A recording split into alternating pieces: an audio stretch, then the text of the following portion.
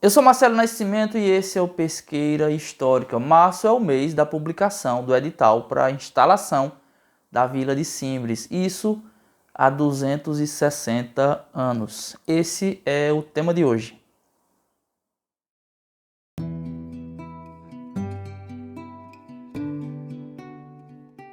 O assunto criação da Vila de Simbres é aparentemente já batido, já muito repetido, mas sempre tem gente nova chegando, tem novas gerações surgindo que precisam ter esse conhecimento básico. A maioria dos pesqueirenses sabe que em 1880 Pesqueira foi elevada da categoria de vila para a categoria de cidade. Sabe também que o 20 de abril que a gente comemora anualmente diz respeito a essa situação, essa mudança de status de vila para cidade. A data magna do município é essa, né, o 20 de abril. Inclusive, a festa do centenário, que foi comemorada em 1980, aquela grande festa, a festa do centenário, é referente à elevação de Pesqueira à categoria de cidade. Mas, como eu sempre repito, Pesqueira, a povoação de Pesqueira já era uma vila, na verdade, já tinha se transformado em vila, ou seja, em sede municipal ou sede do termo, como se chamava na época. Por aproximação, a gente pode dizer que sim, um termo, o chamado termo naquela época é o que hoje corresponde ao município, né? Uma sede com uma grande área em volta, onde havia sedes de freguesias, né? De paróquias, povoações e tal. Mas Pesqueira já era sede municipal sim desde 1836, um município, né? Um termo que já existia desde 1762, na verdade. Desde 3 de abril de 1762 que o município de Pesqueira existe. Só que, como a gente também sempre divulga, se chamava Simbres. Mas como é que surgiu esse termo? Pois bem, para não alongar muito essa questão inicial, a gente pode resumir dizendo que o governo português, com amparo em bulas pontifícias e ordens régias, em leis régias, ele ordenou que Manuel de Gouveia Álvares, que àquela altura era o ouvidor geral da comarca de Alagoas, ele procedesse com a transformação de aldeias indígenas em vilas, em sedes de termo. Então ele deveria escolher as aldeias que atendessem ao requisito de ter uma quantidade mínima de indivíduos. A povoação de Simbres, naquela altura, se chamava Monte Alegre e tinha mais de 190 casais de indígenas, então atendia ao requisito que o governo exigia para ser transformado numa vila e numa sede de termo. E foi assim que ele veio parar na antiga aldeia de Ararobá, então chamada de povoação de Monte Alegre, em 1762. A data da chegada dele é imprecisa, a gente não sabe dizer quando foi que ele chegou, mas ele deve ter chegado, se não em 26 de março de 1762, mas talvez 1 ou 2 dias antes, porque naquele dia, em 26 de março, ele publicou um edital convocando todos os moradores que habitavam ali, indígenas ou não, para se reunirem na praça, né, no largo, no terreiro em frente à igreja de Nossa Senhora das Montanhas, para que eles decidissem como a vila seria traçada, como a vila seria formatada, né? Eles iam decidir a respeito das ruas, como as ruas seriam traçadas, onde ficariam os currais, os prédios do governo. Então ficou convocado o povo para se reunir ali 2 dias depois, no dia 28 de março de 1762, e assim foi feito. Um dos pontos interessantes desse edital de 26 de março é que foi ele quem batizou Simbres de Simbres. Isso desfaz inclusive uma lenda de que Simbres era um nome indígena que queria dizer local de ensino, mas não, Simbres é um nome português. E para demonstrar isso eu vou ler o trecho do edital que fala sobre a mudança do nome, o edital que foi publicado no livro da criação da Vila de Simbres.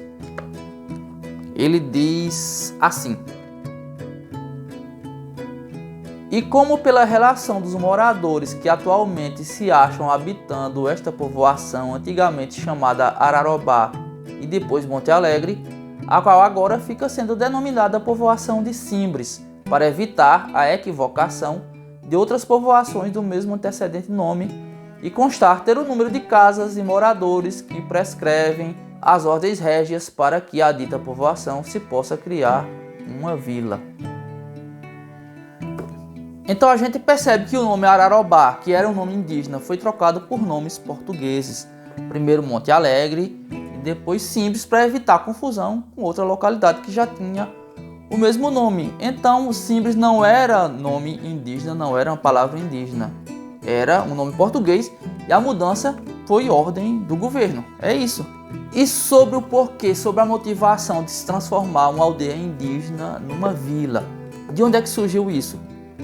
Bom, o que a gente percebe é que o governo de Portugal queria transformar o indígena num súdito, transformar os indígenas em súditos ao modelo português. E tem outro trecho, isso tudo amparado pelas bulas papais e pelas ordens régias, como eu já falei. E tem outro trecho do mesmo edital que deixa isso muito claro. Vejam só, eu vou ler o trecho correspondente. Ele diz assim: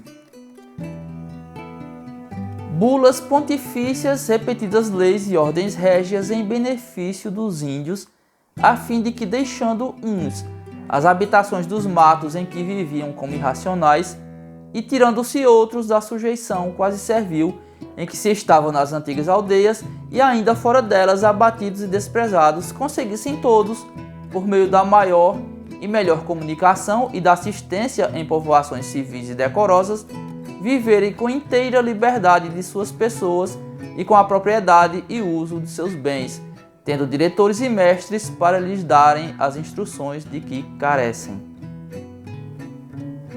A gente percebe que àquela altura o governo português tinha um indígena como marginalizado justamente por ele ser indígena. E a solução, nada mais lógico, transformá-lo num indivíduo, ou num cidadão português. O trecho que fala em eles terem diretores e mestres para darem as instruções que eles carecem deixam essa impressão bastante clara na gente. E sobre isso, ainda sobre o livro, ainda no livro da criação da Vila de Simbres, o saudoso historiador Gilvan Maciel, numa das notas que ele escreve para essa edição, ele dá uma opinião a respeito disso que bate bastante com isso que eu falei, que é minha opinião também. Então vamos lá, eu vou ler o trechinho para vocês verem. Eu faço questão porque vale muito a pena. Vejam só. A finalidade básica da criação da vila foi, sem dúvida, o índio. Sua atração para fins de lhes ser prestada assistência religiosa e lições de civilidade era o real motivo das bulas pontifícias e leis e ordens régias. Então, no dia 28 seguinte, no dia 28 de março de 1762, Manuel de Gouveia Álvares, ouvidor de Alagoas, reunido com o povo, indígenas e brancos, se reúnem em frente, na praça, no espaço, no terreiro, em frente à igreja de Nossa Senhora das Montanhas, e juntos decidem o traçado das ruas, as ruas que seriam construídas, a localização delas, a localização dos currais, a localização dos prédios do governo, um improviso que seria feito para que o governo funcionasse enquanto os prédios definitivos não fossem construídos. O Pelourinho, em 28 de março, é provável que não tenha sido levantado ainda. Ele deve ter sido levantado entre 29 de março e 2 de abril, que já no dia 3 foi a instalação da vila. É definido também que os padres oratorianos que habitavam, que lideravam a missão do Ararobá, aquela missão indígena, entre os índios Chucuru, naquela altura, eles deixassem a povoação, inclusive as casas que eles habitavam, o pequeno convento e outras dependências novas, na época novas, que eles tinham construído, seriam ocupadas pelo governo de forma provisória até que a sede definitiva fosse erguida. Foi também em 3 de abril de 1762 que se formou o primeiríssimo governo do nosso município, liderado, o governo que tinha como chefe o juiz ordinário Francisco Álvares de Mendonça. O juiz ordinário era uma mistura de juiz e prefeito, que seria hoje o prefeito, era o chefe do executivo. Ele foi também capitão-mor das ordenanças de Simbres. João Mendes Branco foi reconduzido para o cargo de diretor dos índios, que ele já ocupava antes da instalação da vila. E os nossos primeiros vereadores, nossa primeira Câmara de Vereadores, que foi formada por Gregório Barbosa, Manuel Leite da Silva e Manuel Leite Ferreira. Nossos primeiríssimos vereadores, essa nossa primeira Câmara, nosso primeiro governo. São nomes quase que todos, com exceção de Manuel Leite da Silva, que é o fundador da Cidade da Pedra, mas os outros hoje são quase que desconhecidos. É isso. E hoje as notas ficaram para o fim do vídeo. Eu vou ler um comentário muito interessante e que complementa muito esse programa de hoje. É de Milton Nascimento, homônimo do famoso cantor e compositor. Ele diz o seguinte: Arco Verde, Alagoinha, Poção, Sanharó, Brejo da Madre de Deus e outros mais. Você já parou para pensar que tamanho seria Pesqueira hoje em termos de território? Mesmo com essas perdas, nós somos um dos maiores municípios do estado de Pernambuco, coisa que pouca gente sabe e me orgulha muito por ser pesqueirense.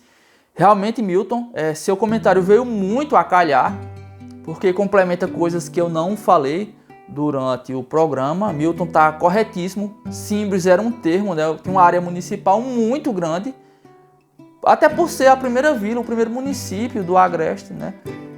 A escassez de unidades políticas naquela época tornavam essas sedes muito grandes, a abrangência enorme. Como ele falou, não eram só esses municípios, né? A área era maior do que a área desses municípios somadas, porque há outros ainda que ele não citou. Mas ele fala aqui, né, entre outros. Milton, obrigado pelo comentário, porque você complementou demais o vídeo. Muito importante e muito verdadeira essa informação aqui. Isso faz a gente pensar no quanto a gente subestima a importância histórica de Simbres, infelizmente. Então, obrigado e até a próxima.